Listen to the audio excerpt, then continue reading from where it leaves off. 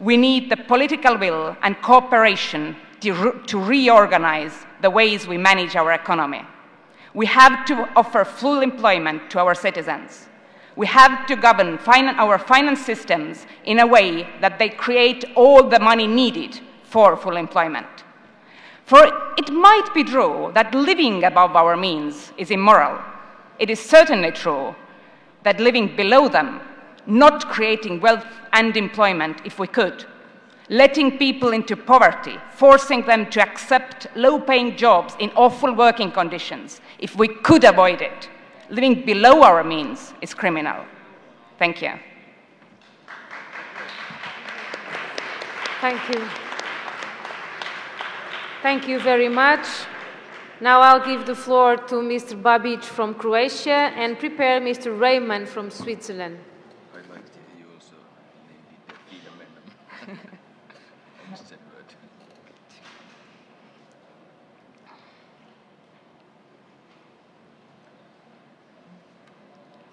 Mr. Babic from Croatia.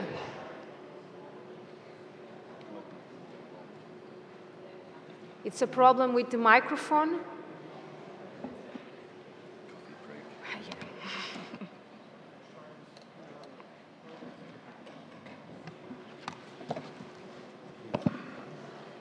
Now it's working. Thank you very much, Mr. Chairman. Mr. Chairman, distinguished ladies and gentlemen, the Croatia is dedicated for fighting climate change by implementing innovative solutions that will transform our economy and society. Croatia remains committed to the efficient fulfillment of the obligation and the Paris Agreement.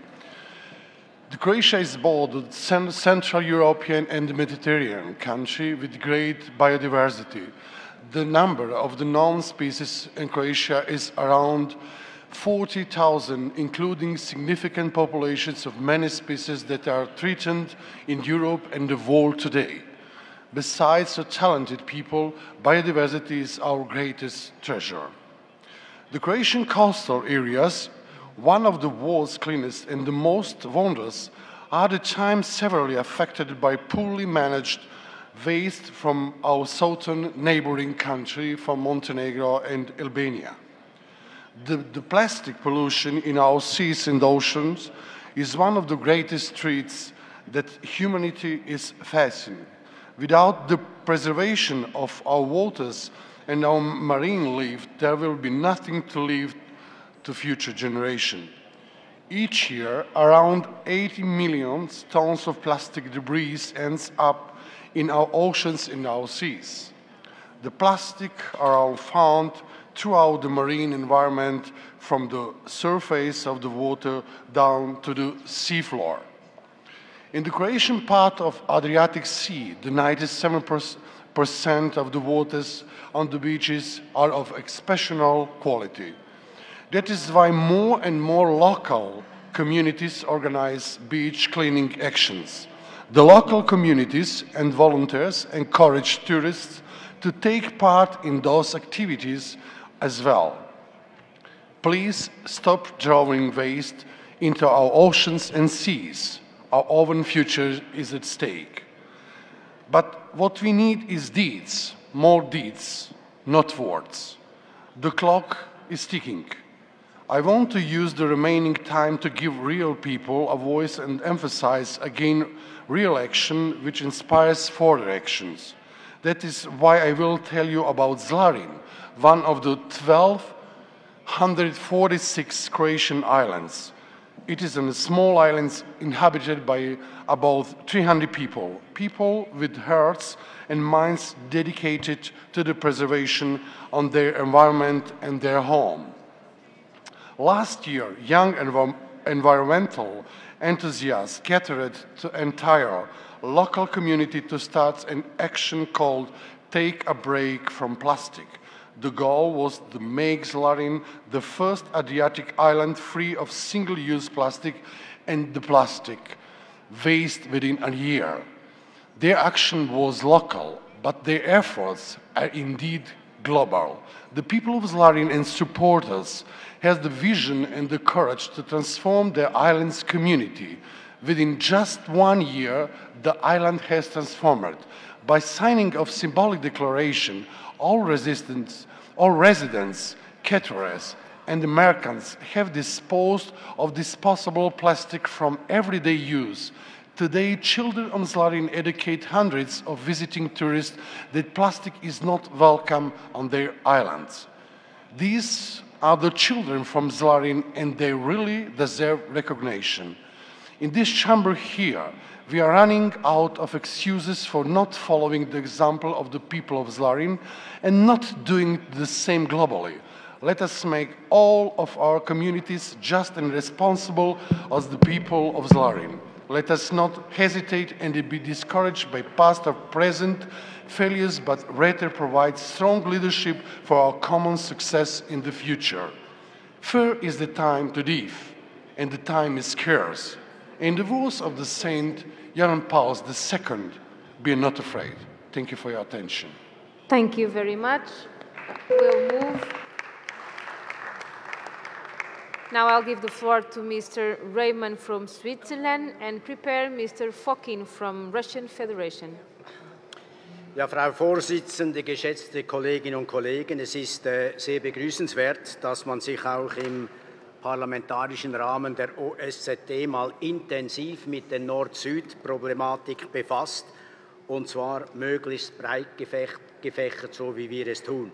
Stichworte von heute Morgen sind der Klimawandel und die Umweltflüchtlinge.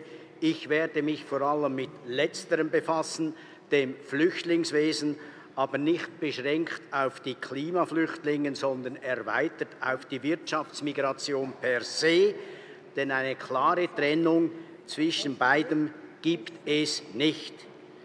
Wir Partner im Norden haben zweifellos viel Verständnis dafür, dass Leute aus dem Süden nordwärts emigrieren wollen, aus welchen Gründen auch immer.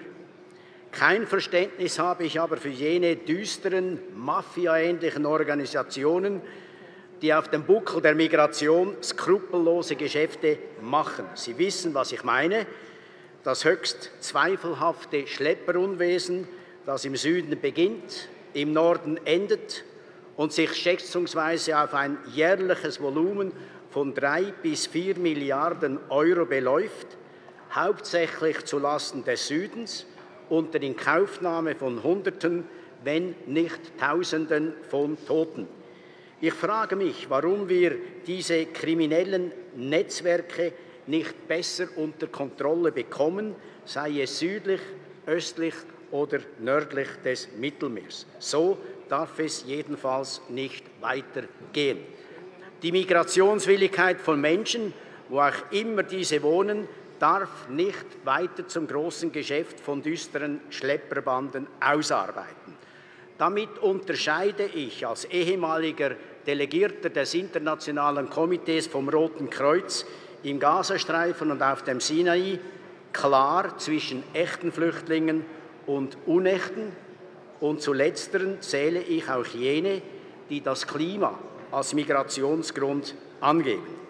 Gerne möchte ich hoffen, dass diese Herbstkonferenz der OSZE auch ein klein wenig dazu beitragen wird, dem Schlepperunwesen beidseits des Mittelmeeres das Handwerk zu legen, Ursache Klimawandel oder andere Ursachen hin oder her.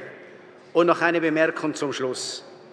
Was den Kampf gegen den zunehmenden Mangel an Süßwasser anbetrifft, muss unbedingt die Technologie zur Entsalzung von Meerwasser vorangetrieben werden, insbesondere auch mit staatlichen und multinationaler Hilfe und Unterstützung.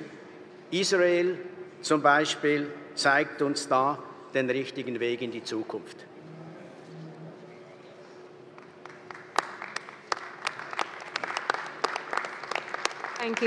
Thank you very much. Now I'll give the floor to Mr.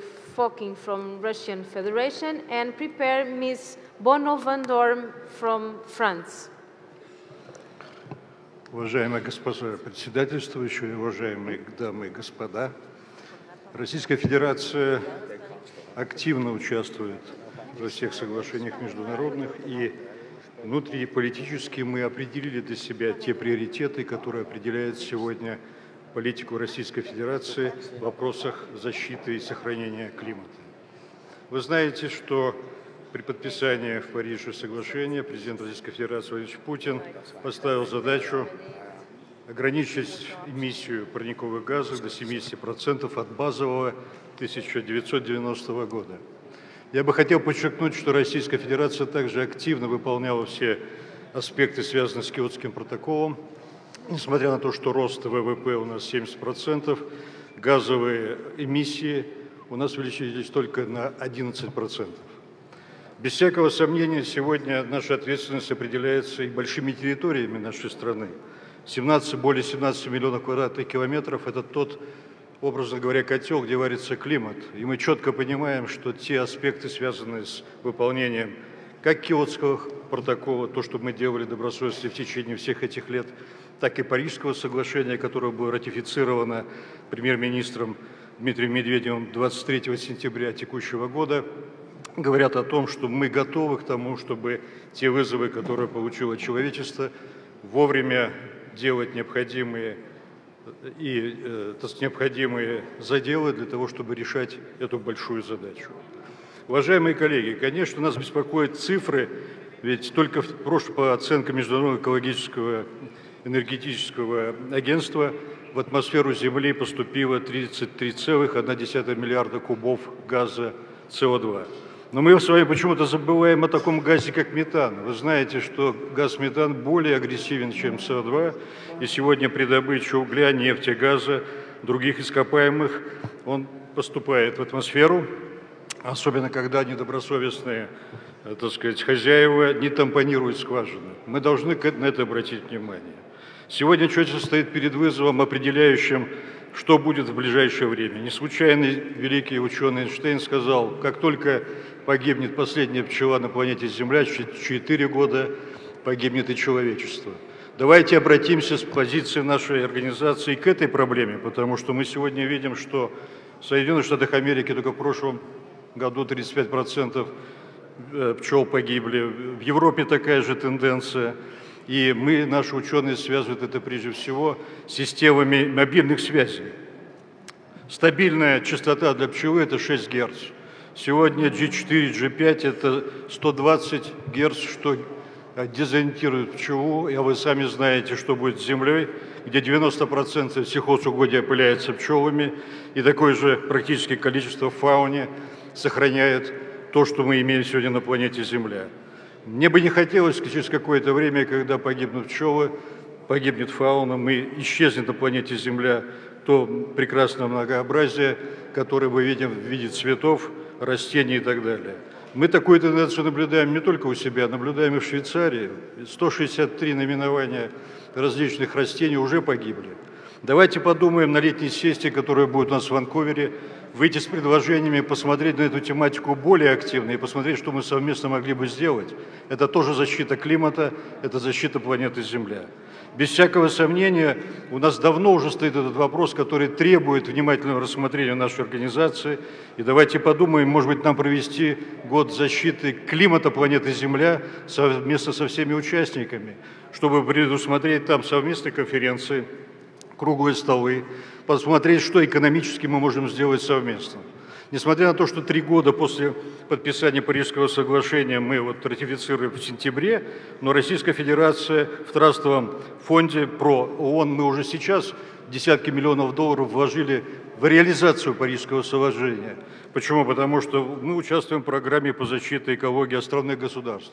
И это тот пример, который, на мой взгляд, на позиции, на площадке нашей организации мог бы быть рассмотрен и показан, что делает Россия позитивно в этом плане. Современные вызовы говорят о том, что мы должны совместно думать над тем, как консолидировать всю общественность, наши возможности для того, чтобы приоритетом было именно вопросы, связанные с защитой климата на нашей планете. Спасибо. Thank you very much, Mr. Fokkin. And I'll move to give the floor to Ms. Bono van Dorm and prepare Mr. Azo Pardi from Malta. Merci Madame la Présidente. Mes chers collègues, Le GIEC identifie le bassin méditerranéen comme l'une des 25 zones particulièrement exposées au changement climatique au niveau mondial. Or, qu'il s'agisse de répondre à la vulnérabilité naturelle de la région méditerranéenne, de limiter les pressions anthropiques ou d'anticiper les conséquences des changements climatiques, les enjeux sont complexes et les interactions entre ces enjeux sont multiples, qui plus est dans un contexte de forte disparité de richesse par habitant. La mobilité des populations a toujours été un élément central des civilisations méditerranéennes. Historiquement, cette mer commune a vu des populations se rencontrer et se mélanger, stimulant ainsi le développement de commerce, de nouvelles techniques agricoles et d'innovation. Mais force est de constater que la rapidité du processus climatique et les différences de capacité des pays riverains de la Méditerranée pour y faire face font qu'aujourd'hui, la migration est un enjeu très présent dans nos débats publics. Migration en réponse à la transformation de l'environnement, migration qui elle-même transforme l'environnement, à l'instar de l'exode rural par exemple. Il reste toutefois difficile de distinguer les facteurs environnementaux de la migration des facteurs politiques, sociaux ou économiques. Et d'ailleurs, à l'heure actuelle, aucune définition des migrations environnementales ne fait consensus. L'accord de Paris réaffirme la priorité du développement dans la mise en place de mesures nécessaires pour atténuer les changements climatiques. La France a annoncé lors du sommet du G7 à Biarritz le doublement de sa contribution au Fonds vert à l'innovation, et l'innovation sera le thème majeur du sommet Afrique-France l'an prochain. Notre région euro-méditerranéenne et plus généralement l'Afrique peuvent aussi être les principaux théâtres d'opération de la transition climatique. Et j'emploie cette expression à dessein, à l'image d'une guerre que nous devons mener et gagner. La réussite des projets régionaux et d'intégration fait partie de notre arsenal. La France s'est aussi engagée à soutenir ces projets. L'expérience du Maroc, qui peut être considéré comme l'un des pays les plus avancés de la région du sud de la Méditerranée en ce qui concerne les mesures de lutte contre les changements climatiques, est à cet égard riche d'enseignements dont nous pourrions tous tirer parti. Et le choix de Marrakech pour notre réunion d'automne est donc particulièrement approprié, comme le montrent tous nos débats menés depuis hier matin. Je vous remercie.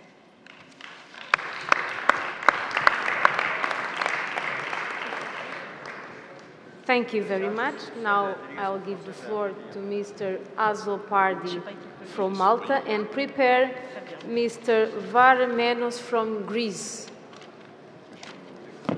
Dear colleagues, our Mediterranean states are facing many challenges impacted by the policies of world economic and political powers. Extremely vulnerable to climate change, historically ridden by organized crime, and a major thoroughfare for irregular migration and trafficking of human and illicit goods. Mediterranean cooperation is essential for these challenges to be better managed. Therefore, I call parliamentarians here to adopt a can-do attitude, a narrative of hope, and the belief that progress can be achieved through working together as equal partners, each contributing positively for the benefit of our interregional relationship and for our own societies. To this end, parliamentarians must support shared interest and knowledge transfer to nurture a common understanding of these challenges and to their root causes that must deepen dialogue and consultation on all matters of common interest with a view to greater cohesion of position in regional and international fora. Furthermore, parliamentarians must involve young people in the process of change.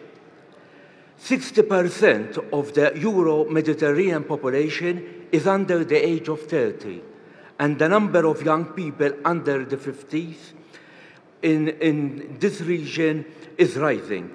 Young people must be involved in all security-related efforts, both because they bring involvement on this table, and because all our decisions affect young people's present as well as their future. Thank you, Madam Chair.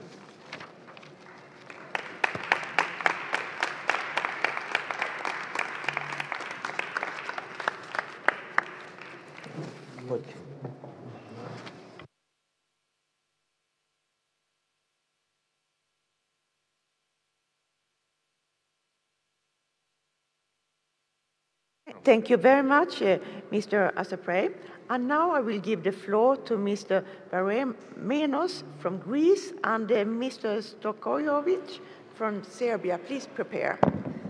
Thanks, Madam Chair. Dear colleagues, to be honest, Mediterranean, the sea of civilizations, is in danger to be, instead of a point of peace and friendship, to a point of division and confrontation. Migration crisis is deepening instead of escalating, as in the cause of wars is being added the environmental worsening and the huge poverty. One can say that even the endless war in Syria would reach an end in some point. What will be happen with the worsening environmental crisis and the poverty? Both of these are long-lasting problems and demands long-term answers. Unfortunately, this is not happens today. The measures were taken so far in order to face the crisis looks like an aspirin to a cancer-suffering man. In the same time, some political leaders use this big humanitarian crisis as a political tool in order to climb on the power or to maintain this power. These leaders in Europe and beyond not only refuse to accept any refugee or migrant, but in the same time poisoning the people with hate, are gambling furthermore upon this problem, driving to national or international divisions. And the unnatural thing is that these adventurers consider to be successful and find many imitators. This is a very dangerous gamble which threatens to drive the situations in pre-World War II paths. The big truth is that or we will share the problem, or the problem will swallow us. The EU-Turkey agreement is something to be always implemented and not a tool for pressure in wider geopolitical playground. Our neighbors in Turkey should know that it's very dangerous to add more instability to the region. Should also know that Cyprus is an independent state, member of European Union, and violating her integrity, violates the European status and international law. Dear colleagues, there are good practices to solve the problems. One pattern about this is the historic agreement between the previous Greek government and the Northern Macedonia, which put an end in a long-lasting dispute. With a Nobel Award or not, it's certain that this is the road we have to follow in the wider region in order to reach peace, cooperation, and mutual understanding. Thank you for listening. Thank you. Thank you very much, Mr. Menomic from Greece. And now I will give the floor to Mr. Stokej from Serbia. And Mr. Grech from Malta, please prepare. The floor is yours, Mr. Stockey. Thank you, Madam Chair, dear fellow members of Parliament.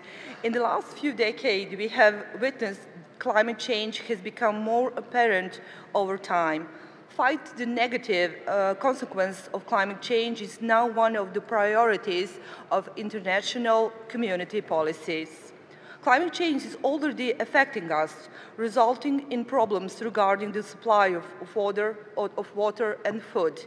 More frequently, natural disasters, permanent disappearance of certain animal species, and permanent loss of ecosystems.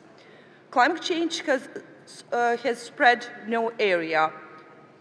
Some have been affected more than others. Serbia has recorded and will be recording more and more days with extremely high temperatures, reducing summertime participation. Flood and forest fire risks will be increasing. The forest area will decrease and energy demands for cooling will grow. As you know, Serbia is one of the candidates of European Union membership. It's certainly expected to make commitments with this respect, and climate change issues will be tackled more and especially regarding the adoption. So far, Serbia's activities relating to the adoption to climate change have been noticeable, and we hope that our response will contribute to a faster and more expedient organization of adoption. In combating the negative climate change impacts, the role of civil society sector is making important contribution. As early as 2012, the CE region has come up with certain solutions in this respect by establishing the CE Forum of Climate Change Adoption. The forum has formed under the project of the same name, bringing together around over 80 members with 4 national networks established in Croatia, North Macedonia, and Montenegro, aiming at building capacities of the civil society sector. The main question for us today on this conference is what can we as parliamentarians do?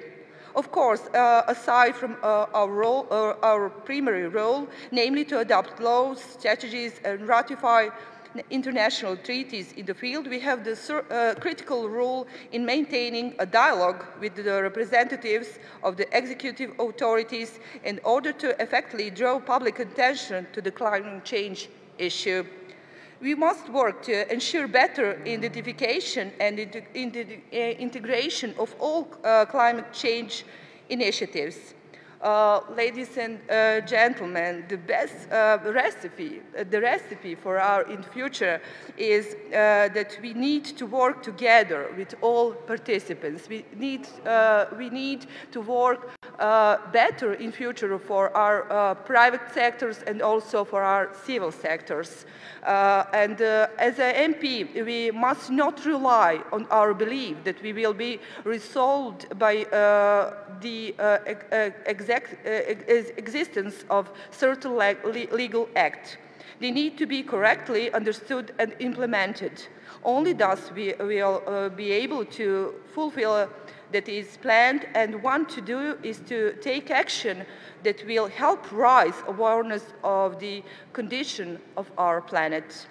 This is exactly what we as MP are, and I'm quite sure that in future we need to communicate more and direct and to include more citizens in solving the problems about our planet. Thank you for your attention. Thank you very much, Ms. Stojkovic. I am sorry that I said wrong in the beginning. No, thank you very much, Madam. Thank you, Greta. And now I will give the floor to Mr. Grech from Malta, and after him I will give the floor to Mr. Sirigos from Greece. The floor is yours, Mr. Grech. Thank you. Dear President, colleagues and panel, two of the challenges being faced by Mediterranean are the rise in temperature and the rise in sea level. These will undoubtedly have a ripple effect. The increase in temperature will result in water shortage, which in turn will affect agriculture, tourism, and industry. The rise in sea level will impact people living close to the coast, as well as agricultural land that is located close to the shore. The effects of this increase may also bring about collateral damage that will affect our health through an increase in respiratory and other diseases. Climate change will also affect all nations, regardless of their size or location. Yet the most vulnerable ones are the small islands like Malta. The Mediterranean countries should stand together in facing this challenge. We need to prepare our countries to face the impact of climate change while doing whatever we can to lessen these impacts. Countries rely on scientific research to be able to be in a better position to make informed decisions and come up with effective policies. However, they can also take practical steps to counter the effects of climate change. Awareness, educational campaigns, and government initiatives can trigger people into action. Separation of waste, decrease in single-use plastics, use of public transport, or greener alternatives, especially to fossil fuels, investment in solar panels, and many more measures that can be effective in the long term. One of the measures taken by Malta in 2017 was the replacement of heavy fuel oil with gas for electricity generation. Parliamentarians have a critical role to play in raising awareness about climate change while holding their governments accountable for the policies and legislation needed to counter the effects of climate change. We need to come together with a coordinated approach and common objectives in our efforts to move towards a more sustainable lifestyle.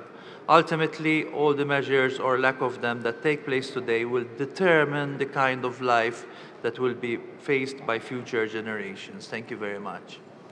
Thank you, Mr. Grich from Malta. And now I will give the floor to Mr. Sirgios from Greece. And after Mr. Sirgios, please prepare Mr. Harris from US. Thank you. Mr. Sirgios, the floor is yours.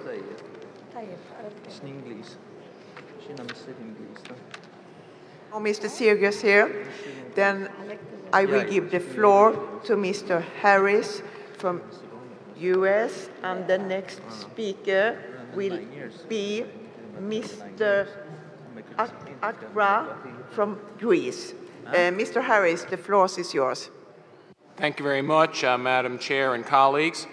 A changing climate is having effects on our planet, the consequences of which we all bear collectively.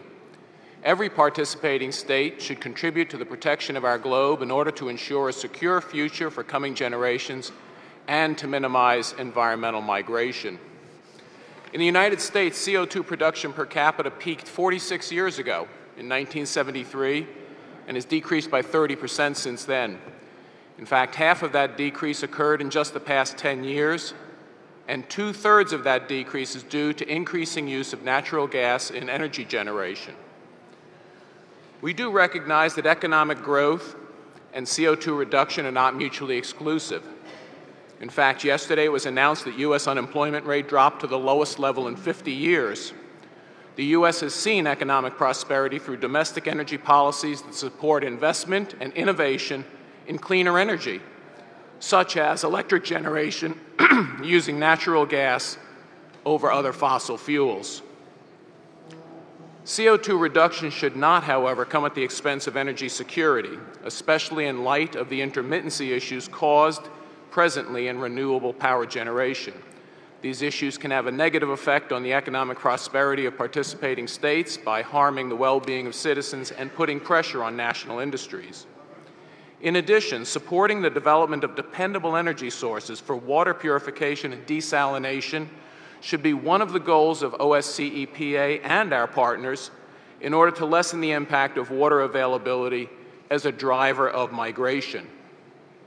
On migration, we applaud the efforts of OSCE EPA in addressing the important issue of human trafficking related to migration.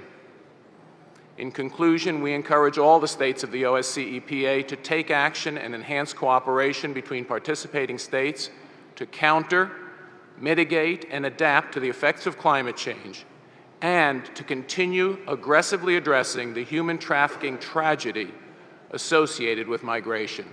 Thank you, Madam Chair. Thank you very much, Mr. Harris. And now I will give the floor to Mr. Akbra from Greece and Ms. Soros from Hungary. Please prepare. Mr. Akbra, the floor is yours. Thank you, Madam Chair. Dear colleagues, the climate crisis is rapidly evolving. There are commitments, but no true action. We are not moving as fast as we can to stop or deal with the changes that are happening to the Earth's ecosystems. We are dealing with a violent transition. This transition will affect countries, regions, economies, and livelihoods, and claim human lives. Additionally, we face negative development, as for example with the Amazon fires. We need time for the ecological transformation of our societies and economies, but time is that we do not have. Unfortunately, it is not evident to all that we need to change our development model, because it is this paradigm which has led us to this climate crisis. The Mediterranean region is a vulnerability hotspot, and the whole of Europe must prepare for new migration flows caused by climate change. The climate crisis and the violent transition will widen the gap between North and South, between countries. Within our countries, we also have the threat of new inequalities. And just transition is a right for the areas that are today connected with carbon and fossil fuels. Thus, I would like to stress the following. Climate mitigation requires effort from all countries. Mitigation should be part of a new sustainable development model very different from what we do today, more fair to the people and to nature. Part of this model is the relocation of resources, not only in the form of financing. Building climate resilience requires cooperation for development of climate-proof structure and flexible nature-based solutions in our regions, transfer of technology and know-how, cooperation in civil protection. The international community and our countries are not yet ready to address all legal issues associated with migration of persons for environmental or climate reasons. We need to develop the framework and procedures at local, national, and international level. But we are still faced the same question. Are we doing enough as fast as we should? The answer, unfortunately, is no, not yet. Thank you for your attention. Kakara, and once again, I apologize for saying wrong. And now I will give the floor to Ms. Soros from Hungary and Mr. Pitokopitos from Cyprus. Please prepare. Ms. Soros, the floor is yours. Merci, Madame la Présidente. Chère Excellence, Mesdames et Messieurs, les États de la Méditerranée ne sont pas seulement liés par la géographie et les glorieuses civilisations anciennes, mais également par les défis et opportunités transfrontières offerts par la mondialisation. C'est pourquoi nous soulignons l'importance de la coopération dans des secteurs clés tels que le commerce, les transports, l'énergie et l'environnement. L'OSCE joue un rôle important dans le renforcement de nos capacités pour faire face aux défis découlant des menaces existantes et émergentes pour la sécurité telles que la catastrophe naturelle ou d'origine humaine. La sécurité énergétique fait partie intégrante du concept de sécurité globale de l'OSCE et constitue une condition préalable à la croissance économique et à la stabilité en période de turbulence économique et politique. La Hongrie examine toutes les options possibles pour garantir son approvisionnement en énergie de manière sûre, compétitive et durable. La diversification des sources d'énergie, des itinéraires et des fournisseurs est également essentielle pour parvenir à la sécurité énergétique dans la région d'Europe centrale. Les réserves de gaz naturel offshore de la Méditerranée orientale peuvent revêtir une importance cruciale.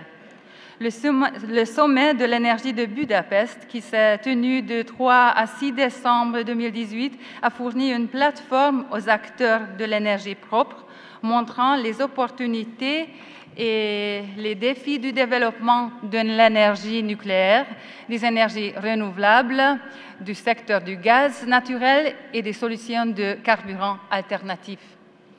Outre la sécurité énergétique, il est maintenant devenu évident que la stabilité de notre monde est menacée également par les crises de l'eau de plus en plus extrêmes dans le monde. La Hongrie reste déterminée à conserver son rôle actif et de premier plan au niveau international dans le domaine de la gestion de l'eau.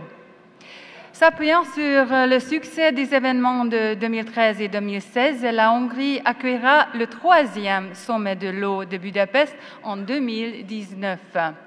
Sous le haut patronage de Son Excellence M. János Áder, président de la Hongrie, la conférence aura lieu du 15 à 17 octobre 2019. Le sommet se concentrera notamment sur des questions clés telles que la valeur de l'eau, la relation entre pression sur les ressources en eau et migration de masse, et le rôle de la science et de la technologie dans la prévention de la crise de l'eau qui s'annonce. Madame la Présidente, en conclusion, permettez-moi de vous féliciter ainsi que votre équipe pour le travail accompli jusqu'à présent. Les sujets abordés lors de la conférence parlementaire et du Forum méditerranéen soulignent l'ingéniosité collective de l'Assemblée parlementaire. Nous espérons que le futur dialogue méditerranéen de l'OSCE sera encore plus axé sur la réalisation de résultats concrets. Je vous remercie. Thank you very much, Ms. Soros. And now I will give the floor to Mr. Pitokapitos from Cyprus, and after Mr. Kapitos, it will be Mr. Sirigos from Greece. The floor is yours, Mr. Pitokapitos, please. Dear Madam, at first, warm thanks to our organizers for the hospitality. Economic implications of climate change are already visible, be it extreme weather phenomena which destroy properties or infrastructure, threats to food security due to higher temperatures or loss of agricultural land and increased competition over water resources. At the same time, climate change is bringing both gradual environmental change as well as sudden natural disasters. Both consequences are influencing the nature and extent of human migrations of different ways. For example, although sudden onset nature disasters are more likely to result in mass displacement, those affected can often return to their homes. On the other hand, slow onset disasters and gradual environmental erosion, including phenomena such as desertification, reduction of soil fertility, coastal erosion, and sea level rise, which may be more directly associated with climate change, induce long-term migrations. Both are caused by climate change and both require different adaptation and mitigation strategies. However, the supposed dilemma between combating climate change and promoting economic development is actually a false one. Emissions and growth don't necessarily have to be coupled. A switch to renewable energies is a key development and has to happen faster. Greek economic growth in the fields of tourism, farming and agriculture will also contribute significantly. But for all this to happen, we need policies. The Paris Agreement on climate change is an excellent basis. The commitments assumed by states in this context, including finding opportunities, need to be fulfilled as soon as possible. The Cyprus House of Representatives, for its part, leads its full support to an agreement which it ratified in 2017. Thank you very much. Furthermore, the Cyprus House of Representatives has included in the framework of its trilateral cooperation with countries of the region, such as Greece and Israel, water resources management as one of the main dimensions of this cooperation. Furthermore, the Republic of Cyprus is promoting a regional initiative that will bring together Eastern Mediterranean states. The aim of this initiative is the establishment of a regional action plan adapted to the particularities of our area to combat climate change and its consequences. We very much hope that cooperation will yield better results sooner and more efficiently. Mass migration and climate change are intertwined problems. If we continue to treat them separately, we are failing to see bigger picture. Our goal is to turn challenges we commonly face into an opportunity for cooperation, an opportunity to improve our citizens' quality of life, an opportunity to turn a source of instability into a tool for stability. Dear Madam, achieving prosperity and stability in accordance with international law must remain the main goal for the Euro-Mediterranean region. Regrettably, Turkey's provocation in the Eastern Mediterranean region against the Republic of Cyprus go on the opposite direction. Hearing yesterday the Turkish representatives repeat his country's overt threats against foreign countries and companies operating in Cyprus' inclusive economic zone only confirms how difficult it is to achieve these goals. Turkey must at last abide by international law and foster good neighborly relations for its benefit and for the benefit of regional prosperity and stability. Thank you very much. Thank you, Mr. Pitoukapitis. And now I will give the floor to Mr. Syrigos from Greece, and after Mr. Syrigos, it will be Ms. Golbakor from Tajikistan. Mr. Syrigos, the floor is yours. Thanks a lot. Ladies and gentlemen, sometimes we have to think out of the box, and we have to discover new ways to promote friendship and cooperation in various fields. Let me give you an example. During the last decade, a lot of natural gas reserves have been discovered in the Mediterranean Sea. The main question is how these reserves, how the natural gas is going to be transported to the markets. And we have several ideas concerning pipelines which will travel from the gas reserves to the markets, and there are many questions regarding the international law on this field. The framework is established by the United Nations Law of the Sea Convention, dating back to 1982. But the countries of the Mediterranean Sea can cooperate and have an initiative to work on these pipelines, to have a different system governed by the international law of the sea, which will be established specifically on the Mediterranean Sea and will be easier for the natural gas to be transported to the markets. This is one of the ways that we can have cooperation based on international law. Another important point is to avoid having working alone on this field. That means we must have agreements, international agreements between states, and work together and avoid to have initiatives based by only one state. Thanks a lot. Thank you, Mr. Syrigos. And next speaker is Ms. Golbakor from Tajikistan.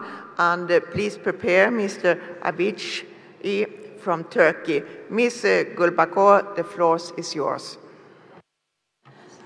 Уважаемая госпожа председатель, дамы и господа, в начале своего выступления хочу выразить благодарность организаторам осеннего заседания Парламентской ассамблеи ОБСЕ, а также председателю парламентской ассамблеи господину Циротелли за создание благоприятной рабочей обстановки, а также парламенту Марокко за теплый прием, а также выступающих докладчиков за содержательный доклад.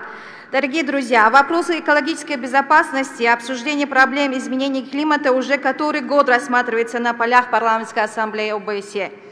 Глобальные изменения климата, которые отрицательно сказываются решением многих проблем, ослабевают наши усилия достижения устойчивого развития. За последние годы в Таджикистане площадь ледников, которые являются важным источником водных ресурсов региона, сократилась на треть, и из 13 тысяч ледников полностью растаяли почти 1 тысяча из них. И возросло количество стихийных бедствий, связанных с водой.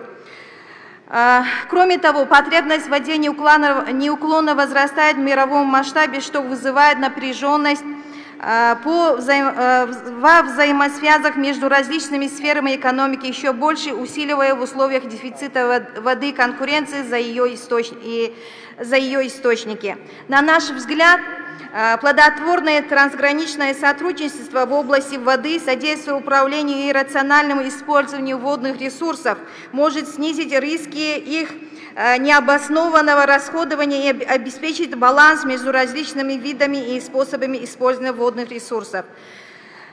Таджикистан по инициативе лидера нации президента, уважаемого президента Имомали Рахмона, признанный лидером в продвижении инициативы по объявлению Международного десятилетия действия «Вода для устойчивого развития» на период 2018-2028 год, провел определенную работу в этом направлении. И мы считаем, что целями десятилетия должны быть повышенное внимание к устойчивому развитию и комплексному управлению водными ресурсами для достижения социально-экономических и природоохранных целей и к осуществлению и пропаганде соответствующих программ и проектов, а также к расширению сотрудничества и партнерства на всех уровнях для содействия реализации согласованных на международном уровне целей и задач, связанных с водными ресурсами, в том числе содержащихся в повестке дня в области устойчивого развития на период до 2030 года. Кроме того, особо подчеркиваем важность пропаганды эффективного водопользования на всех уровнях, принимая во внимание взаимосвязи между водными ресурсами, продовольствием, энергетикой и окружающей средой, в том числе при реализации национальных программ в области развития. Таджикистан, вообще таджикская сторона придерживается мнения, что большой потенциал экономического сотрудничества, имеющийся в регионе ОБСЕ, дает возможность намного продвинуть нашу деятельность в данном направлении. И в заключение, поддерживая своих коллег из Финляндии и Сербии, хочу выразить надежду, что на наших заседаниях будут приняты решения, которые способствуют обогащению сути и содержания, а также реального сотрудничества и реальных действий наших стран в рамках Парламентской ассамблеи ОБСЕ и укрепления взаимного доверия, мира, спокойствия и благополучия народов всех стран. Благодарю за внимание. Thank you very much, Ms. Gulbakor. And now I will give the floor to Mr. Avicii from Turkey, and after Mr. Avicii, it's Ms. Sodikova from Tajikistan. Mr. Avicii, the floor is yours. Was it Russian? Thank you, Madam Chair. Although the subject of this session is the climate change and challenge posed by the climate change, in order to answer inevitably, in order to answer some allegations, I have to have some remarks. Yesterday, me and my friends, we have largely addressed the issue of so-called sovereignty crisis in the Mediterranean around the island of Cyprus. First of all, we do not want to have polemics, and we do not find it appropriate to bring unilateral, baseless domestic political agendas and ungrounded allegations in this platform only for the sake of domestic consumption. We do not recognize the unilateral continental shelf exclusive economic zone claims of the Greek Cypriots. Therefore, third parties should refrain from taking overlapping maritime boundary claims and acting as a court of decision on maritime boundaries until the final and peaceful solution of the Cyprus problem. I would like to emphasize once more that the drilling area lies entirely within the Turkish continental shelf as registered with the United Nations. Now our main subject. As a country located in the Mediterranean region, we attach great importance to combating climate change. Turkey has carried out many projects in terms of combating climate change, predominantly with her own means. Turkey became a party to the United Nations Framework Convention on Climate Change in 2004 and to the Kyoto Protocol in 2009. Turkey also signed Paris Agreement, under which she aimed to mitigate our greenhouse gas emission by up to 21% by 2030. Moreover, in 2018, Turkey ranked first in Europe and fourth in the world with her installed geothermal power capacity. Approximately 48% of Turkey's installed power capacity comes from renewable resources. On the other hand, as a country hosting 4 million migrants, we are pleased that climate change and migration has been both included in the 2030 Sustainable Development Agenda. We hope that our efforts to achieve Goal 13 to combat climate change will help us in controlling climate change-related migratory movements. And as you know, as other speakers also emphasized, no country is capable of coping with these challenges alone.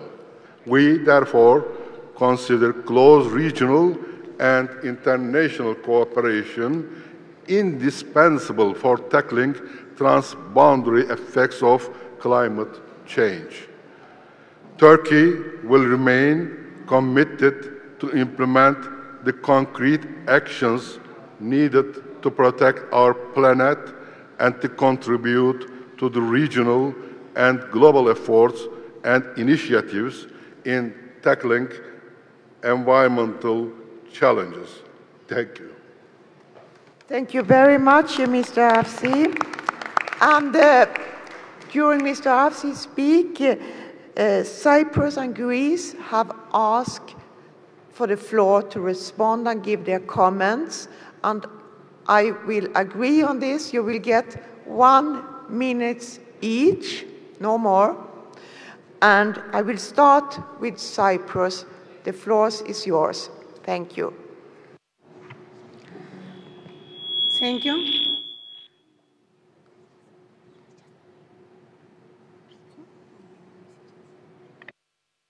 Microphone, please. We can't hear anything.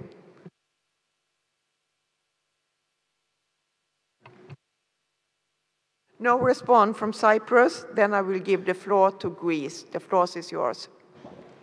Thanks a lot. It's okay. Actually, this is not the right forum to discuss this issue. On the other hand, we have to say that we have to comment upon Turkey's claims. Turkey's representative said that we do not recognize the unilateral claims by Cyprus.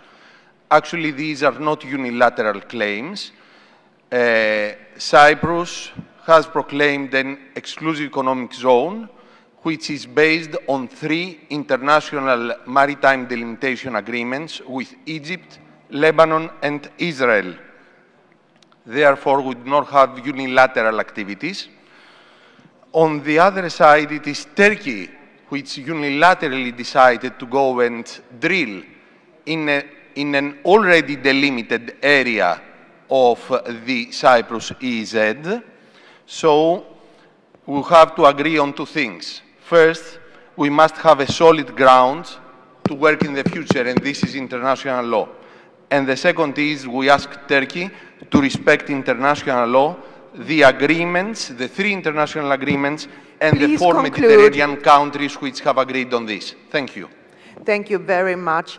And now to not make this debate to a national issue, I will continue on the speakers list. I have seen that there are enormous amount of people from different countries who request for the floor, but we will continue with the speakers list. And I will give the floor to Ms. Sodikova from Tajikistan, and after Ms. Sodikova, it will be Ms. Taverna from Italy. Thank you. Thank you. Madam, right of reply, please. Madam?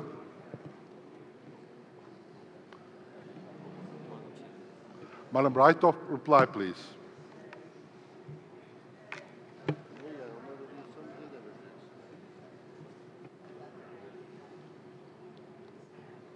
Yes, it's Ms. Sodokova from Tajikistan. Спасибо. Уважаемый председатель, уважаемые делегаты, еще раз выражаю признательность нашей делегации, нашим марокканским коллегам о предоставлении площадки для проведения осенней сессии Парламентской ассамблеи ОБСЕ. И сегодня, как мы видим, затронутые проблемы не только касаются региональных, они глобальные.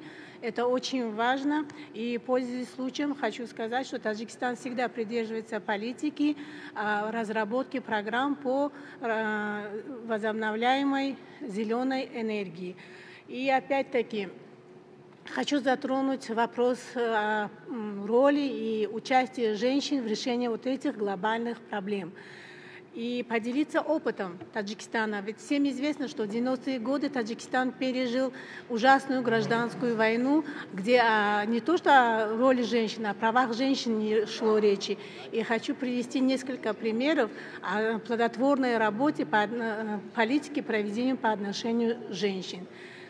Как мы знаем, если мы хотим повысить роль и участие женщин в решении проблем, первым делом это надо повысить уровень и качество образования.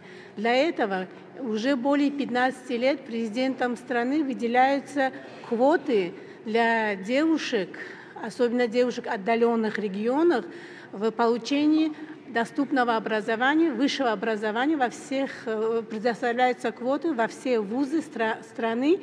И сегодня мы имеем очень хороший положительный результат, так как уже получившие образование девушки принимают участие во всех сферах жизни, во всех сферах общественной, экономической, культурной жизни. И не только работают, активно участвуют в больших городах, но и в отдаленных регионах. Второе, инициатива. Это ежегодно Комитетом по делам женщин и семьи выделяется грант для женщин, для поддержки женщин-предпринимателей. И это сегодня способствовало тому, что среди женщин уже появились очень много предпринимателей. И это способствовало экономической и материальной независимости женщин.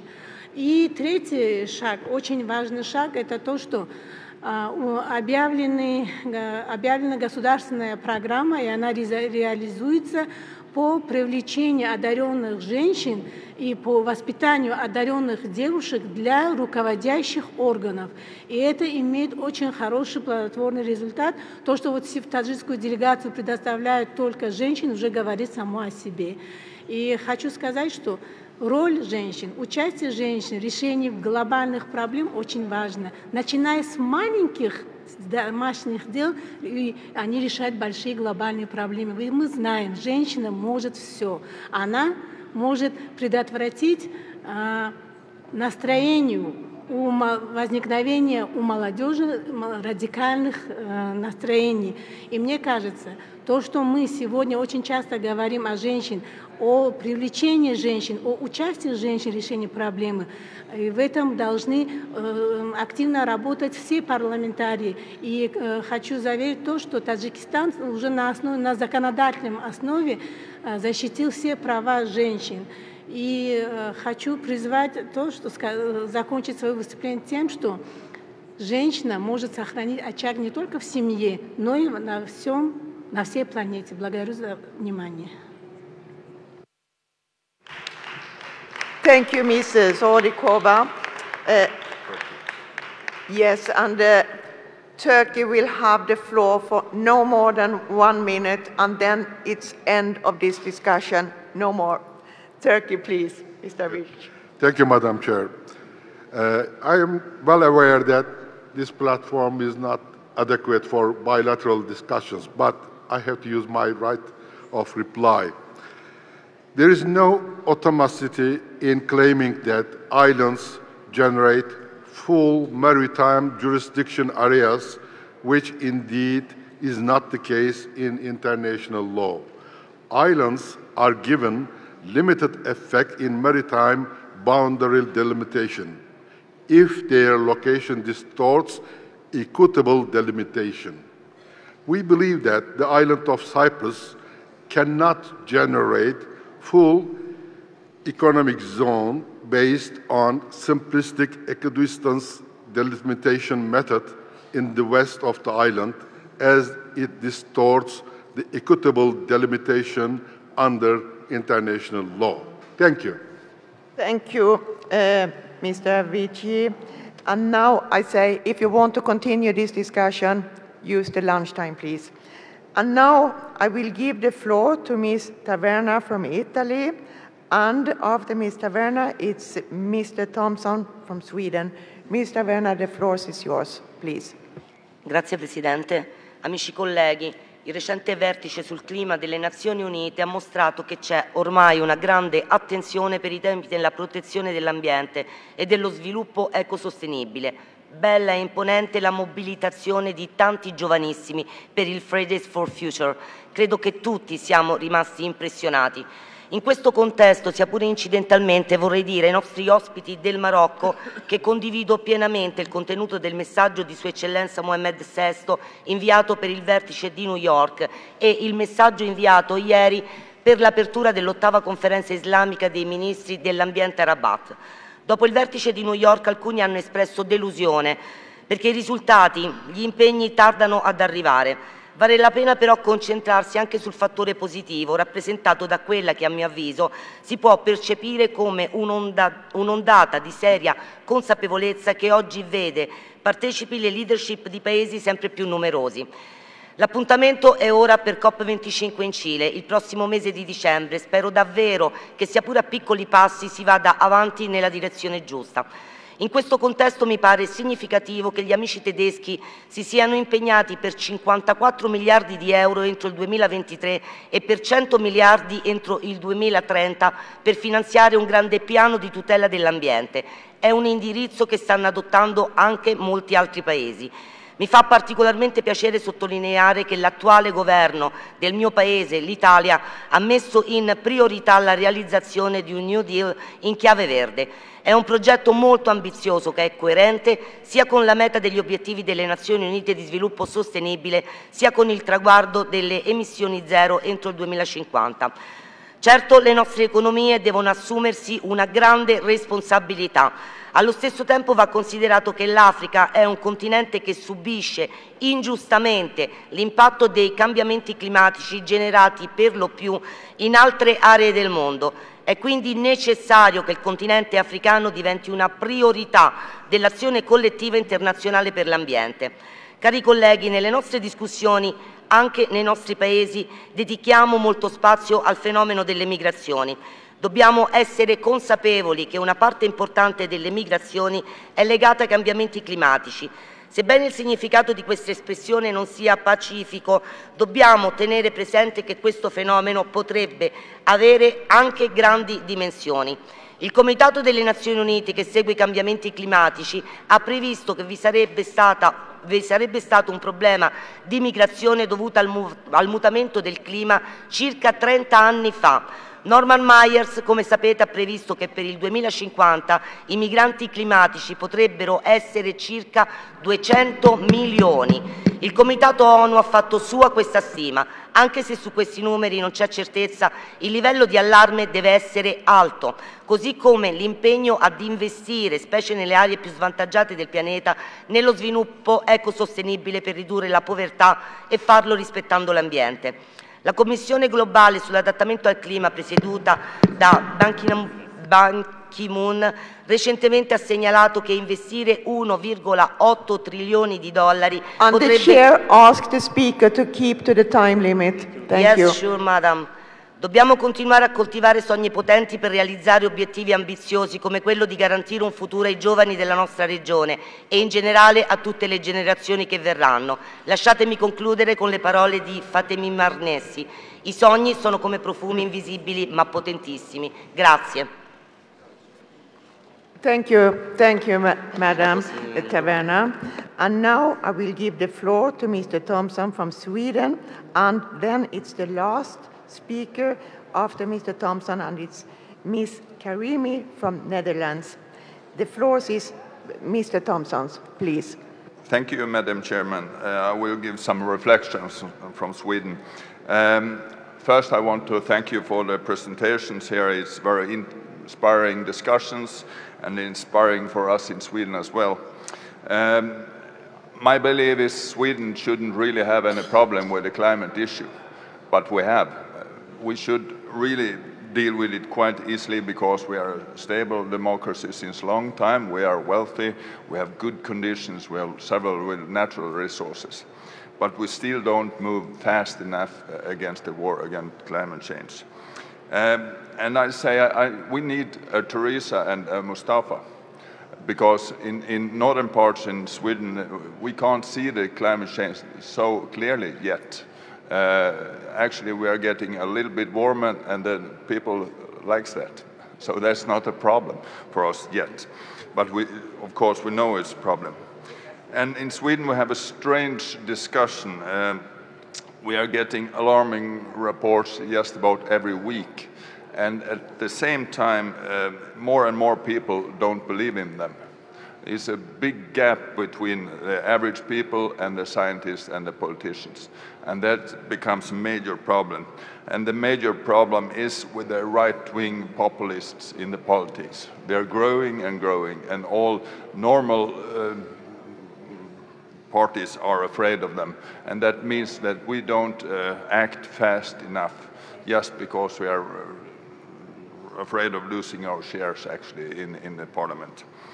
And I want also to thank you about this connecting the climate change to the migration issue, because we have had a lot of migration to Sweden, and that's not a discussion that are hooked up together in Sweden, and that really helps us to talk about it in a more proper way in the future.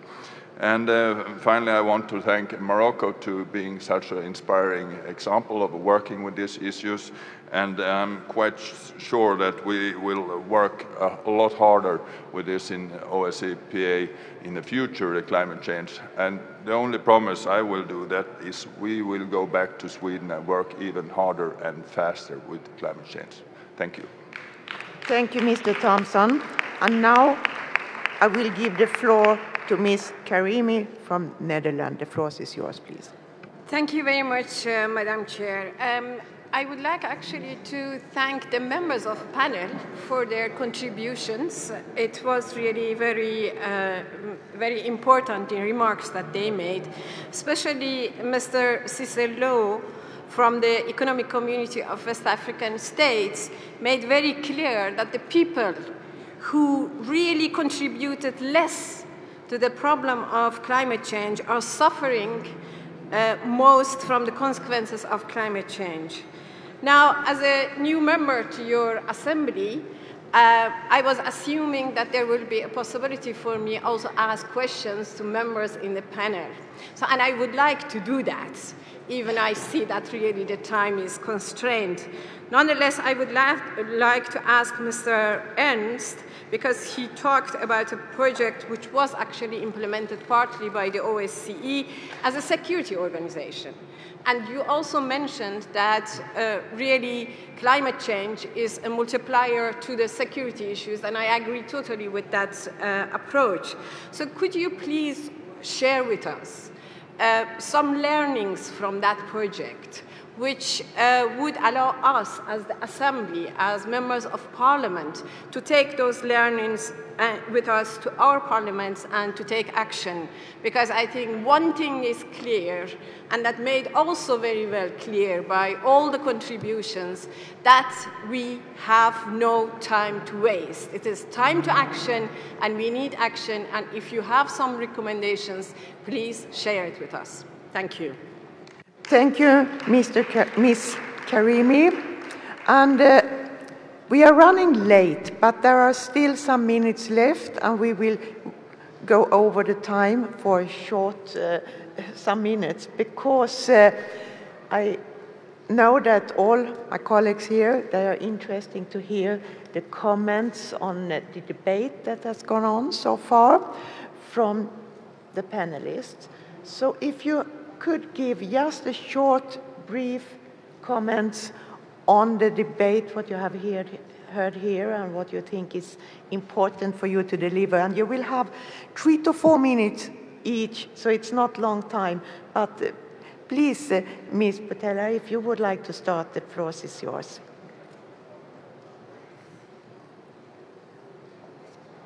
I was not at all prepared for that. If you want, it would be very high appreciated. You don't need to say so much, but if you have any comments after the debate, you are mostly welcome.